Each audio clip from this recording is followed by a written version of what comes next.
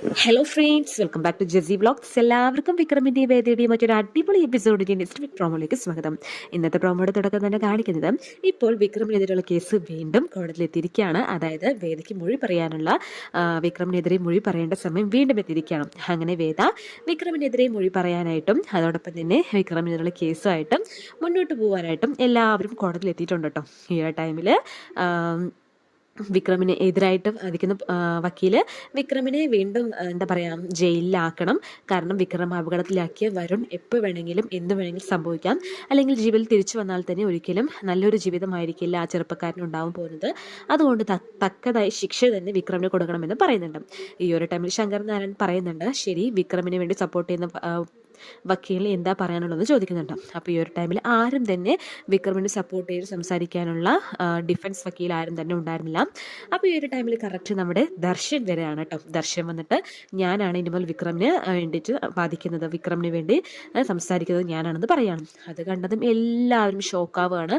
വേദയും ആരും തന്നെ പ്രതീക്ഷിക്കുന്നില്ല ദർശൻ വിക്രമിന് വേണ്ടി വീണ്ടും വാദിക്കാൻ വരുമെന്ന് ആരും തന്നെ പ്രതീക്ഷിക്കുന്നില്ല. അപ്പോൾ എല്ലാവരും ഷോക്കാവുന്നുണ്ട് കേട്ടോ.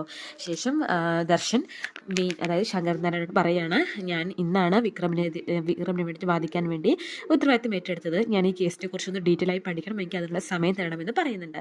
അപ്പോൾ ഈ ഒരു ടൈമിൽ ശങ്കർ നാരായണൻ പറയുന്നുണ്ട്, ശരി, നമുക്ക് ഈ കേസ് അടുത്ത ദിവസത്തിലേക്ക് മാറ്റിവെക്കാമെന്ന് പറയുന്നുണ്ട്. അങ്ങനെ അവിടെ നിന്ന് എല്ലാവരും പിരിഞ്ഞു പോവാണ്. ഈ ഒരു ടൈമിൽ വിക്രമിനോട് എന്തിനാണ് താൻ ഇങ്ങനെ സാക്ഷി പറയുന്നത് എന്നുള്ള സത്യാവസ്ഥ വിക്രമിന് മനസ്സിലാക്കണമെന്ന് വേദയ്ക്ക് തോന്നുകയാണ്.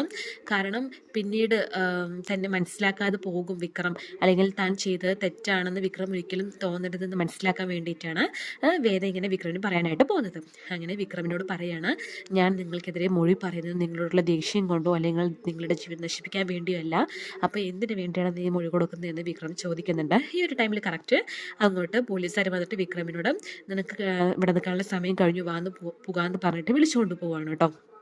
പിന്നീട് പ്രോമോയിൽ കാണിക്കുന്നത് നമ്മുടെ വേദ ദർശനെ കാണുന്നുണ്ട്. ഇവിടെ ദർശനോട് പറയണം, ദർശൻ, നിങ്ങൾ എന്തിനാണ് വിക്രമിനെതിരെ അല്ലെങ്കിൽ വിക്രമിന് വേണ്ടി സപ്പോർട്ട് ചെയ്തിട്ട് മുന്നോട്ട് വന്നത്?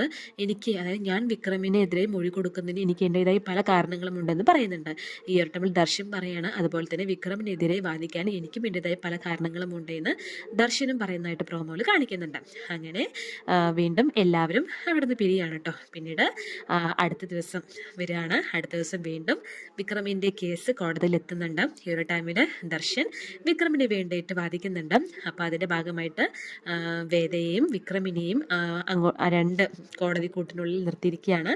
ശേഷം ദർശൻ പറയാണ്, എൻ്റെ കക്ഷി വിക്രമിനോടുള്ള ദേഷ്യമാണ് വേദ ഇങ്ങനൊരു മൊഴി കൊടുക്കാൻ കാരണം വേദയ്ക്ക് വേറൊരാളായിട്ട് കല്യാണം നിശ്ചയിച്ചിരിക്കുകയായിരുന്നു. കല്യാണം നടക്കുന്നതിൻ്റെ തലേ ദിവസമാണ് വിക്രം അറിയാതെ, അതായത് വിക്രം മനഃപൂർവ്വം അതായത് വേദയുടെ കഴുത്തിൽ താലി കെട്ടുകയായിരുന്നു. അപ്പോൾ അതിനുള്ള പ്രതികാരം വീട്ടാൻ വേണ്ടിയാണ് വേദ ഇങ്ങനെയൊക്കെ ചെയ്യുന്നത് എന്ന് പറയുന്നുണ്ട്. ആ ഒരു ഇതിൽ കേൾക്കുമ്പോൾ എല്ലാവരും ആകെ ഷോക്കാവുന്നുണ്ട്. വേദ ആകെ എന്താ പറയുക, അങ്ങനെ സ്തംഭിച്ചു പോവുകയാണ്, ദർശൻ ഇങ്ങനെ പറഞ്ഞല്ലോ എന്ന് പറഞ്ഞിട്ട് കേട്ടോ. അപ്പോൾ പിന്നീട് ദർശൻ ഇത് പറഞ്ഞതിന് ശേഷം ശങ്കരനാണ് വിധി പറയുന്നുണ്ട്. വിധി എന്താണെന്ന് നമുക്ക് പ്രോമോയിൽ കാണിക്കുന്നില്ല, പക്ഷേ ഏകദേശം മനസ്സിലാവുന്നത് നമ്മുടെ വിക്രമ നിരപരാധിയാണെന്ന് പറയുന്നതായിട്ടാണ്. കാരണം അതുകൊണ്ടായിരിക്കും, അതായത് പ്രോമോയിൽ കാണിക്കുന്നത് പിന്നീട് നമ്മുടെ വേദയെ MLA വാസുവിൻ്റെ ആൾക്കാർ പിടിച്ചുകൊണ്ട് പോകുന്നുണ്ട് കേട്ടോ. അങ്ങനെ ശേഷം വേദയെ കെട്ടിയിടുന്നതായിട്ട് കാണിക്കുന്നുണ്ട്. സ്വാഭാവികമായിട്ടും വിക്രം പുറത്ത് വന്നത് കൊണ്ടായിരിക്കാം, ആ ഒരു ദേഷ്യം തീർക്കാൻ വേണ്ടി തന്നെ ആയിരിക്കാം വാസുവിന് ആ ഒരു പ്രവൃത്തി ചെയ്തിട്ടുണ്ടാവാൻ നമുക്ക് മനസ്സിലാവുന്നുണ്ട്. സോ നമുക്ക് വെയിറ്റ് ചെയ്ത് കാണാം കൂടുതൽ എപ്പിസോഡിനായിട്ട്. Thanks for watching.